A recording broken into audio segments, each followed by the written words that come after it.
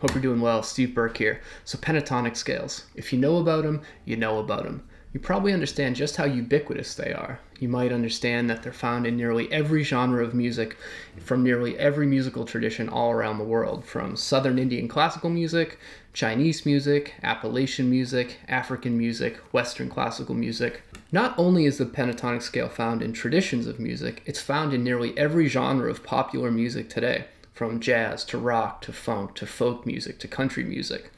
The pentatonic scale is a very foundational sort of musical concept that once you hear it and once you're aware of it, you hear it absolutely everywhere and you understand just how much you can wring out of this small idea. So I don't know about you, but I learned the major pentatonic scale pretty early on in my musical development, and I learned it out of the major scale. So I learned the major scale first in this very common shape, right? The 2/4, 1-2-4, 1-3-4. And I was taught that the pentatonic scale, you just take the 1, 2, 3, 5, 6 of the major scale, and you're left with this.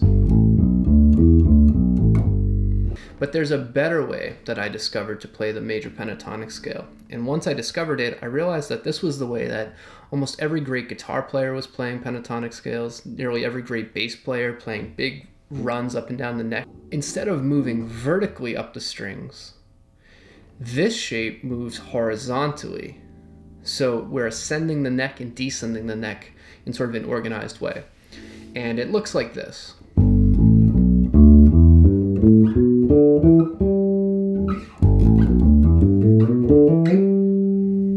And this is a much better way of playing the pentatonic scale, even though it can be a little counterintuitive. So here's how you play it. We're going to play it in the key of G. And the nice thing about this shape is that it lines up with the dots. Okay, so every note that we play is going to be on a dot, and that helps us visualize this scale in the key of G. The thing you'll notice right away is that we do a shift. So we play 1, 2, and we shift to the 3. 1, 2, shift to the 3. And then we have the 5, 6 right above that.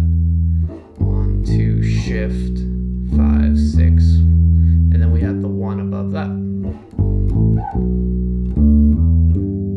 And this shift, this shift between the 2 and the 3 is going to occur every time we play this shape. So the shift only occurs between that 2 and the 3. And we'll talk a little bit about some cool things that you can do with that shift in a little bit.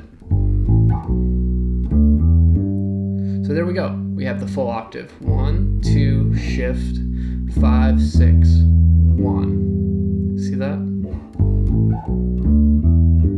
And from here, we can repeat the pattern. 1, 2, shift, 5, 6. 1, 2, 3, 5, 6. And we can string these together. And if you feel so inclined, you can reach this octave up here to complete it.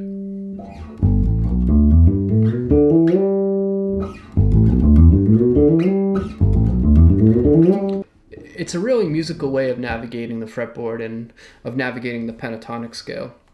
And I find that the ideas flow out of me much more easily when I'm playing this shape. So the other cool thing about this shape is that there's a lot of sort of musical language built into the structure of it as well. So it leads you to do more slides.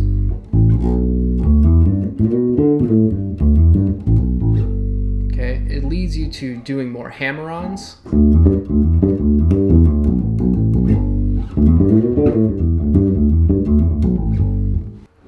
So the other cool thing that's built into this scale is that it allows you to play these cool runs using some chromatic notes, some connector notes in between some of these scale degrees. So between the 2 and the 3 is the flat third. And if you're not keen on this sound already, if you're not hip to it, if you haven't heard it, if you haven't explored it, once you hear it, you'll hear it everywhere. And that is to play runs that use this flattened third as a connector note to the major third. Okay, it's a really important sound in modern music.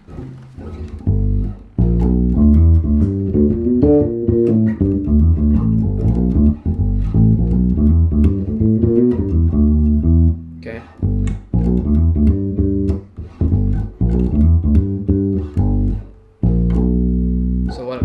is instead of playing the 2, I'm playing the flattened 3.